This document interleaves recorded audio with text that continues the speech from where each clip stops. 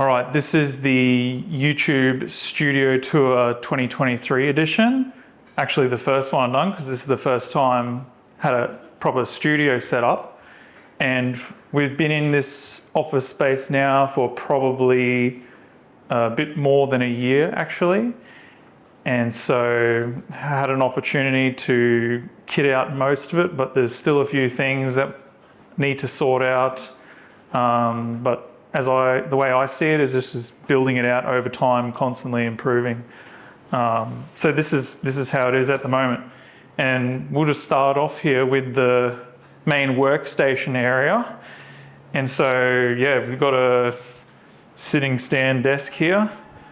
And most of the time I don't even use that. I'm just like sitting down, but you know, if you're sitting there long hours, it's handy to mix things up. This is the, what is this, Herman & Miller chair.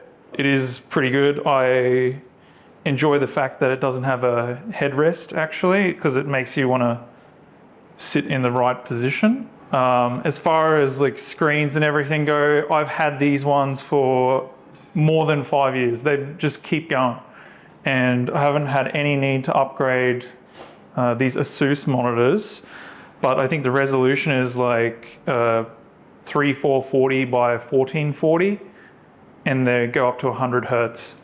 But for like video editing and just like working and web browsing and stuff like that, that's all you need. They're really good.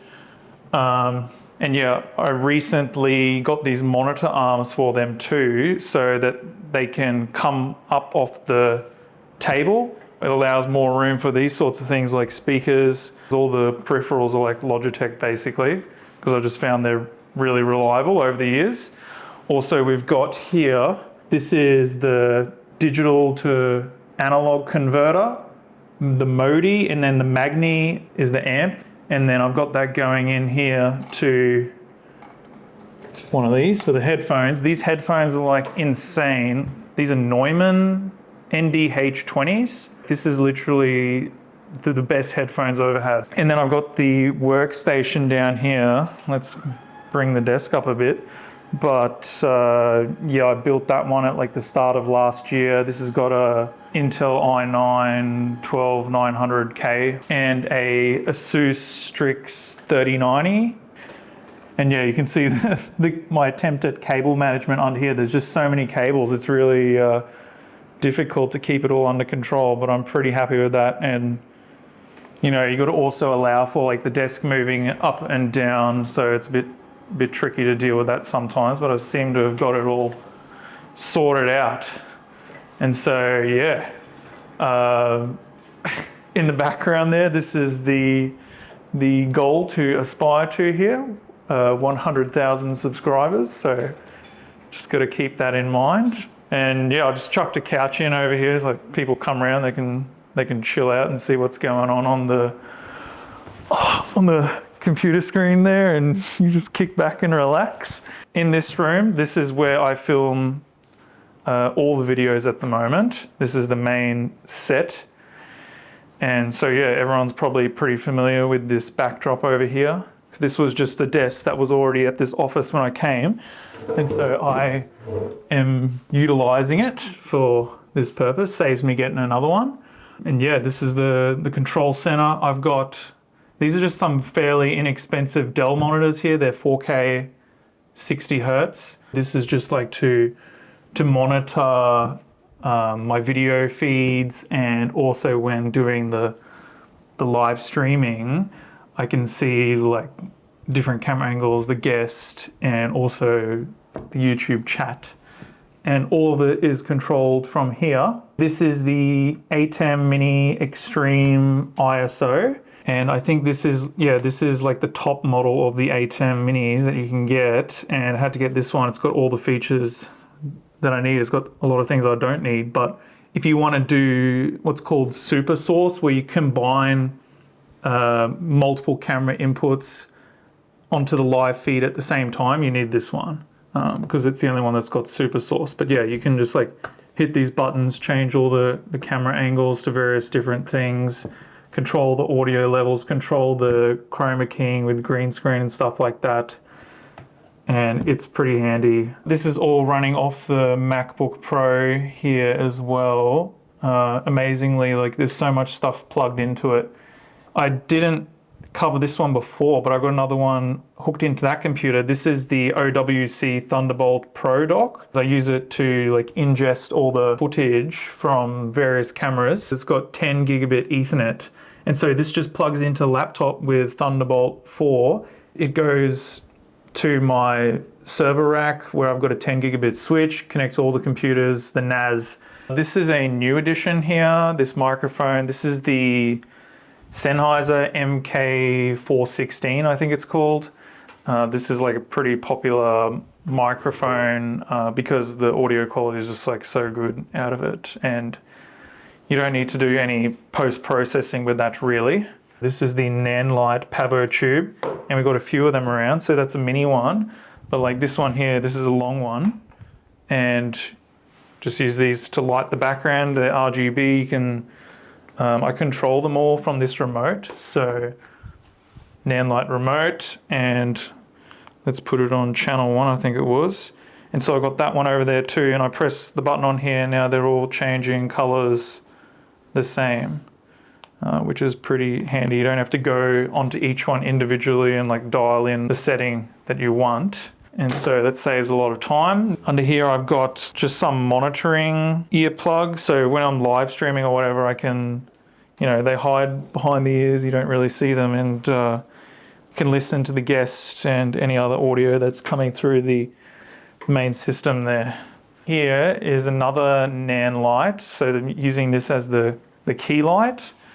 And I've been pretty happy with this instead of getting one of those large box ones, just because it's a lot more compact and doesn't really get in the way. I've got this on one of these rolling stands. That's pretty helpful as well if you want to move it around to like another set, for example.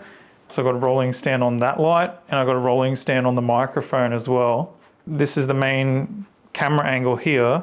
This is the Blackmagic Pocket 6K. So it lets you punch in a bit if you want to zoom while retaining all the quality. But the one downside to this one is that it doesn't have any autofocus. It's fine when you just use it as your A camera angle because you're not really moving. The lens I'm using is the Sigma 18 to 35 millimeter.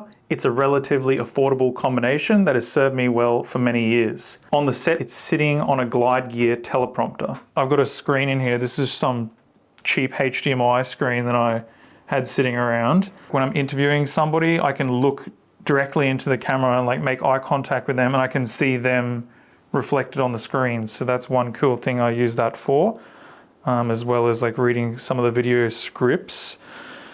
And then, yeah, I got a bunch of iFootage gear as well. This is iFootage carbon fiber tripod. Pretty happy with that one, but it is bulky, and so I don't carry that one around with me when I'm on the go. I just leave that in the studio here. My other tripod that I use, this one is Peak Design, carbon fiber one again, but this is the real light one, so light and compact, and so I take this one on the go with me if I'm ever out of the studio filming something. As well, I've got over here iFootage slider. This is like the Nano Shark slider or something like that, just because it's one of their more compact ones, all in one sort of thing. And yeah, generally I can just mount that on like this tripod, for example, and you don't need to use two tripods like you normally would with some of the bigger ones. Or you could just put it straight on the bench top, and yeah, the camera will slide along here and you get like really smooth cinematic looking shots. So this is a good product. I keep a few of these. This is just like different backdrops and things, so you can put them on the table as well when I do some top-down shots, just so that you got some different backgrounds and stuff to look at. It's not the same thing every time. This is the rig that I set up for top-down shots, and so it's just got a C stand, and over here It's just got one of these like Joby heads, but this is an iFootage one. And yeah, it's just set up on the top down angle. So I take my second camera and I slot it into here and it's good to go straight away. Don't really need to do much more than that. And I normally run, like a HDMI or something along there. It's plugged into the camera and I can see what's going on those screens. This is a green screen. Don't use it much at the moment, but I might use it soon. I've had it for many years. Another thing worth noting is that all over the walls, these blankets are hung up and they are for sound dampening. Because everything's tiled here, it was all echoing and it wasn't good listening to the playback in the videos. I wasn't happy with it. And so I brought everything in here and tried to control the sound as much as possible so that just have more crisp and better audio. And this corner is kind of like a gear area. On the second shelf, we've got just a bunch of like charging and things like that. I really want to, at some point, improve all that setup.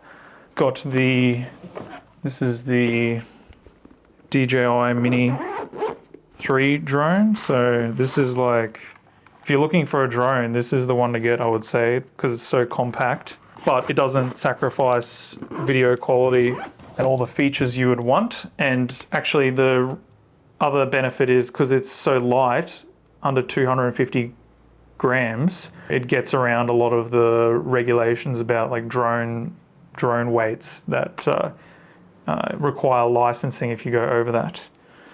This is one of the lenses for the Sony camera that we're filming on now, the A7S III. But this is the 24-70 G Master 2. Pretty good lens. I think I probably use this most of the time. I have been filming a lot of things with the A7S III lately, a lot of product shots and stuff like that. All the B-roll stuff is on A7S III. The reason being because it's just a lot lighter and the autofocus is really good. What we're using on that camera right now though, lens-wise, is a 16-35 G lens. This is the power zoom variant and I'm pretty happy with that lens. Right now we're using it on a gimbal as well, so it's super compact. It doesn't like extend out when you're zooming. And on the gimbal that we're using, brand new DJI RS3 Mini, everything is like Bluetooth connected to the camera, and you can even control the power zoom from the DJI RS3 Mini. So that's pretty sick. Also of note is that right now the audio is being captured by the DJI mic. This is just some like gym gear that we had in here recently because the gym temporarily closed, so we were using this stuff extensively. Today's chest day. All right, on to the next section.